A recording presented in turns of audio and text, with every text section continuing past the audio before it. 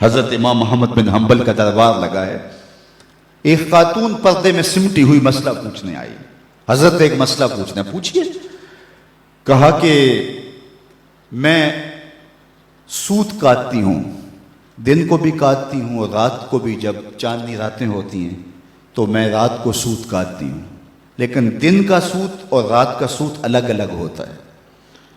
کبھی کبھی ہوتا ہے کہ بازار سے بادشاہ کی سواری گزرتی ہے اور سواری کے گزرنے کی وجہ سے ماحول میں روشنی زیادہ ہو جاتی ہے، تو اس میں جو سوت ہوتا ہے وہ کوالٹی میں بہتر ہوتا ہے، اور میں جو اس روشنی میں کاتا ہے اور جو چاند کی چاندنی میں کاتا ہے ان کو اکٹھے ملا کے فروخت کر سکتی ہوں. اللہ اکبر. امام احمد بن حنبل نے خاتون سے کہا کہ اپنا تعارف کروا سکتی ہو، تم کون ہو؟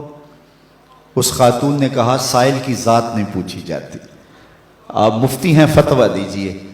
فرمایا نہیں، بعض مسائل ایسے ہوتے ہیں کہ سائل کی حیثیت سے مسئلے کی نوعیت بدلتی ہے، آپ کو بتانا پڑے گا کہ آپ کون ہیں. اس نے کہا میں بشر حافی کی ہمشیرہ ہوں. کہا خاتون تمہارے لیے جائز نہیں ہے. امام شاہ احمد رضا خان فاضل بریلوی علیہ رحمہ ایک دعوت پہ تشریف لے گئے، تو اس نے انواع و اقسام کی چیزیں رکھی. تو شوربہ بھی رکھا، تو آپ نے تھوڑا سا شوربہ چکھا تو اتنا لذیذ تھا کہ جی چاہا کہ شوربہ پیوں. تو صاحب دعوت کو بلایا، کہا کہ اگر تم اجازت دو تو میں شوربہ پی سکتا ہوں. اس نے کہا حضرت یہ سب کچھ رکھا ہی آپ کے لیے. کہا نہیں، شوربے کا عرف معقول ہے، مشروب نہیں. شوربہ کھایا جاتا ہے، پیا نہیں جاتا، اس کا عرف معقول ہے، مشروب نہیں. تم نے شوربہ تیار کیا ہے کھانے کے لیے، سالن کے طور پہ، اور اگر میں پی لوں اور میرے دیکھا دیکھی باقی بھی پینے لگے تو شوربہ تو ایک جھٹکا بھی نہیں لے گا اور تمہیں شرمندگی ہوگی. اس لیے میں اگر پینا چاہتا ہوں تو میں آپ سے اجازت لینے کا پابند ہوں، اس لیے کہ میں عرف سے ہٹنے لگا ہوں. اور ہم سب کچھ ہڑپ کیے جا رہے ہیں، اور ہم صوفی ہوتے ہیں، ہم غوث زماں ہوتے ہیں. آج کل ہر آستانے پہ غوث زماں ہوتا ہے، ہر آستانے پہ قطب زماں ہوتا ہے. کبھی صدیوں بعد کوئی غوث آیا کرتا تھا. اللہ اکبر. کیسا طوفان بدتمیزی مچا ہوا ہے اور کیسے القابات کی بے توقیری ہو رہی ہے. ہر لئی میں رازدار دین چھتے. اقبال نے کہا ہر کمینہ دین کا رازدان بن کے بیٹھ گیا ہوا ہے.